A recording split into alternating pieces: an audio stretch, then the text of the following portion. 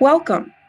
This PBIS Fundamentals Learning Series module will provide background information related to one of our core foundational components of school-wide PBIS implementation, discipline procedures. The previous learning module, 1.5, on behavior definitions, contains related background information for this session.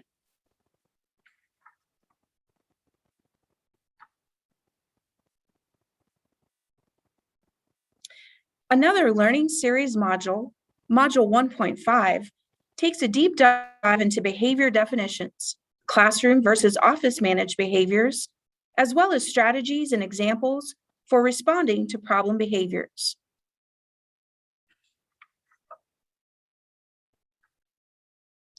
In this module, we will examine a continuum of strategies for responding to problem behavior, identify documentation procedures to track classroom managed behavior incidents, and identify procedures that describe and emphasize proactive, instructive, and/or restorative approaches.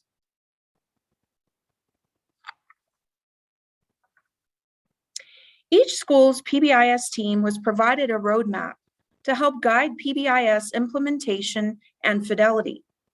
This module focuses on TFI features 1.5, problem behavior definitions, and 1.6, discipline policies.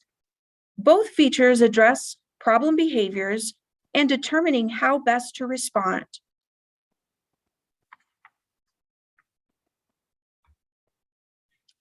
Schools should be intentional in defining problem behaviors, as well as sharing discipline guidelines with all stakeholders. Every school should have clearly defined definitions of behaviors that interfere with academic and social success, as well as policies for responding to those behaviors.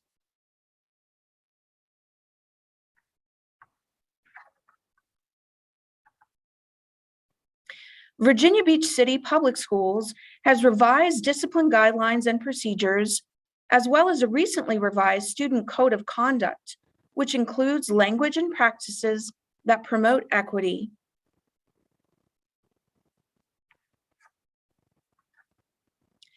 Think about what we mean by the term discipline. Here are several quotes related to discipline. Please take a moment to read each one.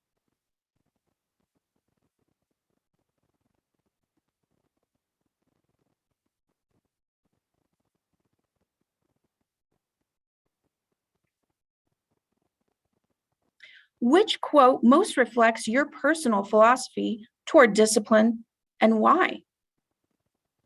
Engaging in this type of reflection and discussion with colleagues can be important when establishing discipline processes and policies at your school.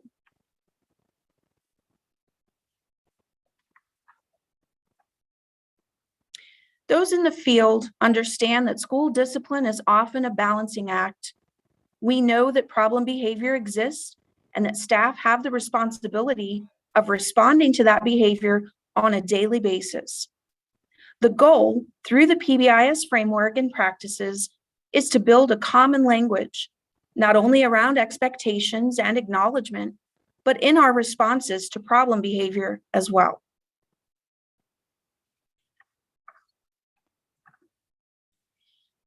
In responding to problem behaviors, the following principles should serve as a guide.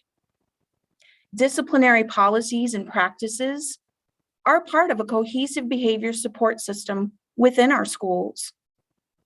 Discipline is a complementary system to expectation and acknowledgments. And effective discipline includes opportunities for our students to learn and practice appropriate behaviors through an instructional approach.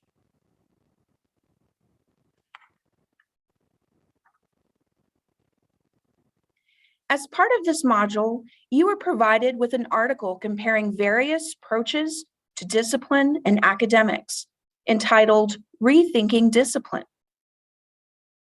Ideally, staff feedback about discipline should be sought before implementing PBIS in your school.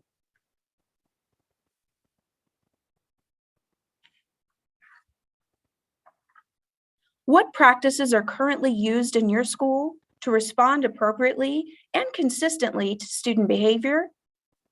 Are there consistent policies and supports in place that all staff in your building are aware of when responding to student behavior?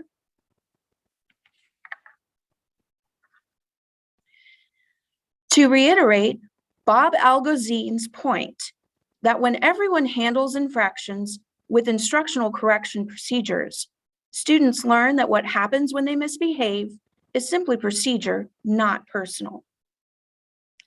Here we see this in practice in a school's sample flow chart.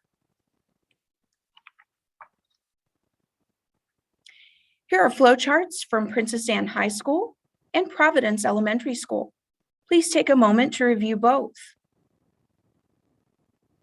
These flowcharts focus on our response to problem behavior in the classroom and how to respond appropriately. Note that as of the fall of 2021, the team at PA High School is still collecting feedback from staff before they finalize their flowchart. Know that each school may be at a different level of development in terms of their school's behavior flowchart.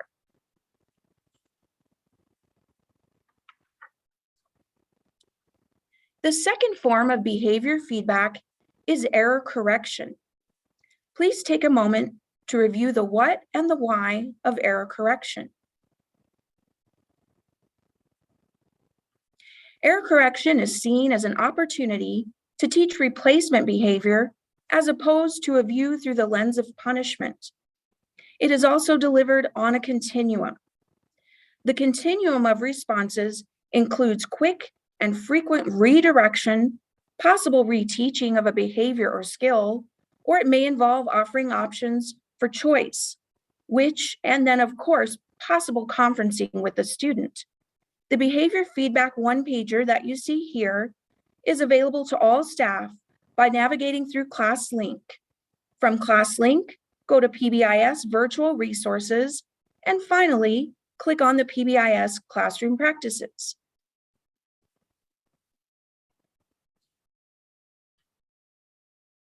When we talk about providing corrective feedback to students, there are several key actions to keep in mind.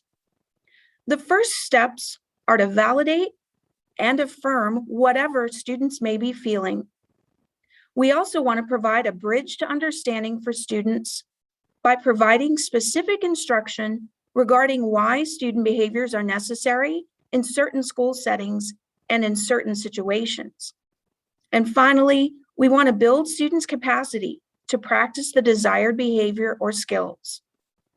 Consider a student you've worked with in the past who has needed additional support. Which of these four components of the VAB approach would have been most meaningful for them?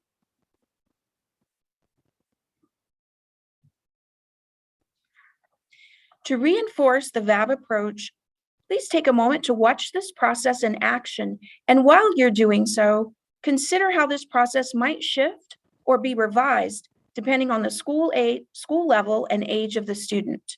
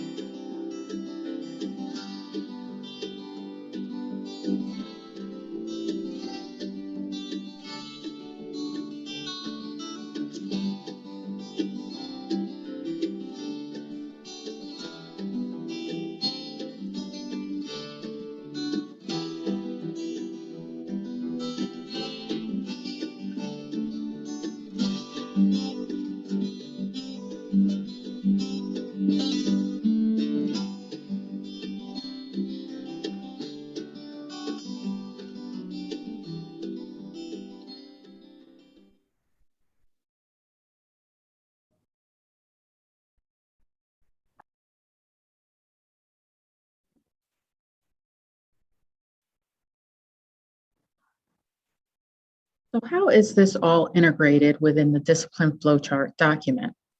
On the left side of the document, as you see here on this slide, you'll notice that it describes the classroom managed strategies teachers will use to respond to behaviors within the classroom. As teams and school staff complete this section, they will reflect on the question, what effective strategies are in place for responding to classroom managed behaviors? Staff will want to include prevention strategies and other relevant practices. These strategies function as a continuum, progressively becoming more strategic as behavior continues. It is important to note that staff will want to be thoughtful when considering language included on this document. We don't want to assume rules such as 3 observed classroom managed behaviors equal a referral, as we know that situations often require different supports depending on contextual considerations.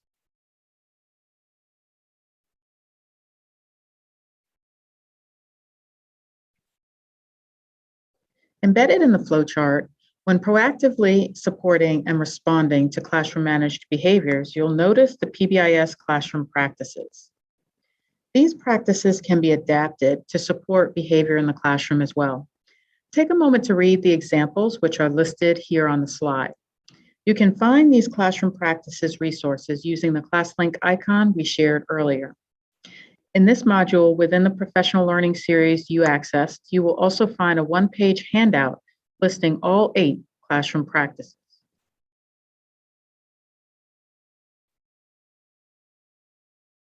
When addressing behavior, we want to make sure we use a continuum of responses as mentioned previously. With the exception of behaviors which pose a threat to safety, our first step would be to begin with the least intrusive response before moving forward. This continuum should serve as a helpful guide when responding to behavior.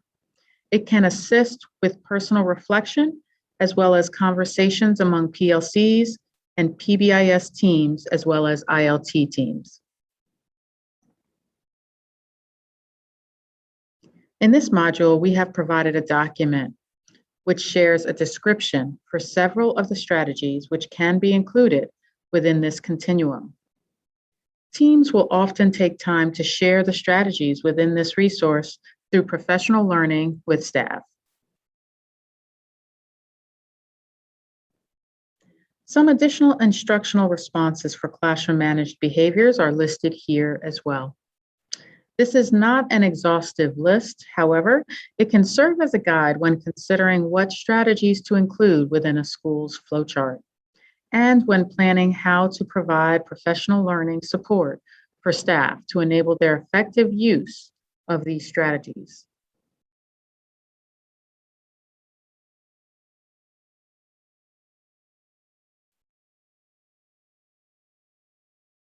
Here is one example of what was included on the second page of one high school's discipline flowchart. Strategies were listed for teachers in response to specific behaviors identified by the PBIS team based on a review of discipline data. Definitions were also provided in reference to several of these strategies.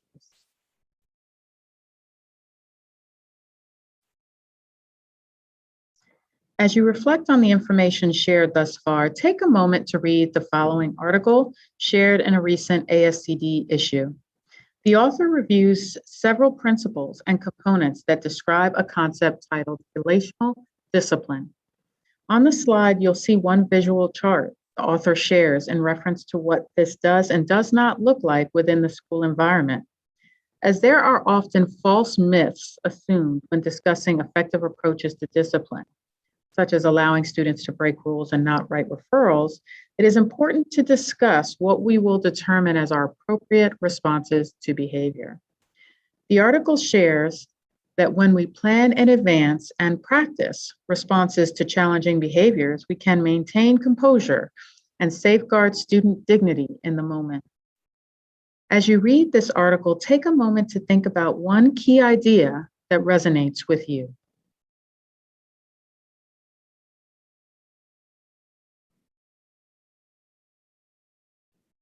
The following activity has often been done on a school level with staff.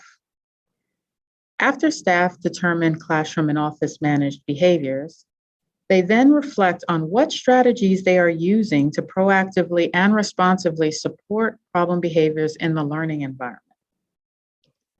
Specifically, staff will then consider each behavior listed on their chart and document strategies which have been successful in supporting each behavior. Ultimately, this document, when responses are consolidated, can become a useful resource for all school staff.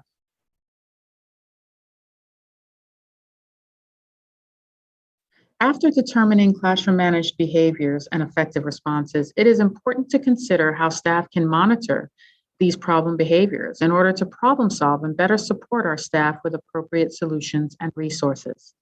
A lack of data can adversely impact teacher efficacy and overall school functioning. Take this time to reflect on what data sources teachers are already using to gauge what is occurring within the classroom.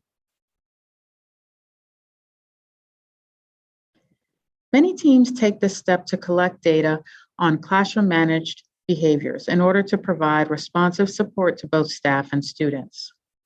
Here is one example from a Virginia Beach elementary school. It includes terminology that aligns with the new SBAR behavior descriptions reflected in the new Student Code of Conduct. If your school's current behavior observation form, whether digital or paper, includes the language of the 3Ds, defiance, disrespect, disruption, the form will need to be modified to adjust these descriptions. Some of the benefits of collecting classroom managed data include assisting with problem solving at the classroom level, helping teachers to identify possible additional needs for support, providing that additional data that can inform meaningful school-wide solutions, and then also offering additional data that can be helpful at future meetings, possibly a parent or guardian conference, or possibly at a student response team meeting. Here's a sample digital behavior observation form that was modified to reflect the language for behaviors aligned with the SBAR behavior incident descriptions. Again, behaviors included within this documentation are considered to be low-level behaviors that a teacher can be expected to manage within the classroom, as opposed to writing an office discipline referral as a consequence. This is a data collection tool used at the Tier 1 level. Take a look at the behaviors listed on this form. Naturally occurring indicators, which are often used to determine when documentation would occur, might be phone calls home regarding problem behavior, or time out of class for behaviors that impact the learning of others. Here is another version of one school's behavior observation form, which teachers used for documentation. Their teachers took about 1 minute to complete a Google form version, which reflected data that was helpful to school teams in decision-making. This kind of form is also helpful to teachers and PLCs who need to review their own data for problem solving.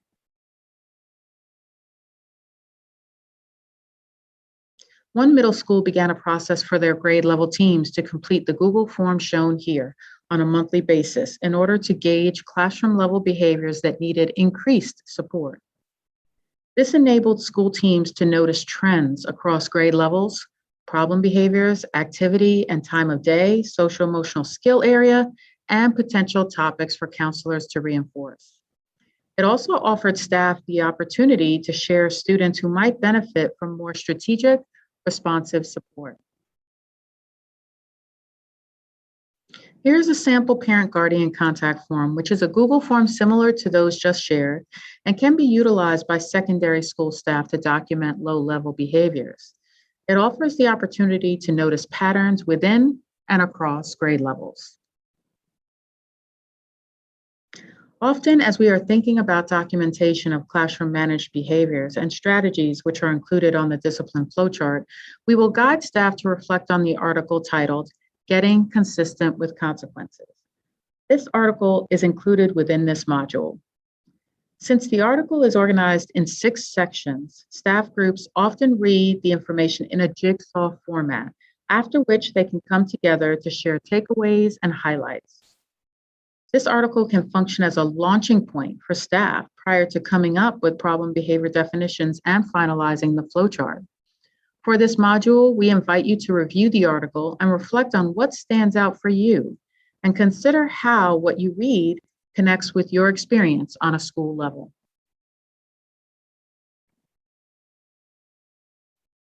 Once we reflect on and document our process around classroom managed behaviors, we then consider our process for office managed behaviors. On the right is an example of a plan for communication regarding office managed behaviors.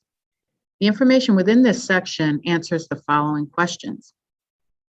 How is an office referral completed? What might be the procedure for teachers to send a student to the office, possibly a call to the office, or student just goes to the office? Or what might be an administrator's response? And how and when would that response be communicated to the referring teacher? This area of the flowchart often includes actions which are taken by administrators and support staff, which involve additional behavioral supports or restorative processes. These may reflect support that is provided when students return from suspension. This can include problem-solving processes, behavior contracts or corrective action plans, a connection to a mentor, mediation either between students or between a teacher and a student, or additional intervention support such as social skills instruction or focused academic support. All school staff should have access to their school's discipline flowchart, developed by your PBIS team and school staff, with feedback from stakeholders. Here we see another sample discipline flowchart from a Virginia Beach school. It may be that your school is in the process of developing or revising its discipline flowchart. In that case, these questions would be considered and discussed as your school team reviews or develops a flowchart.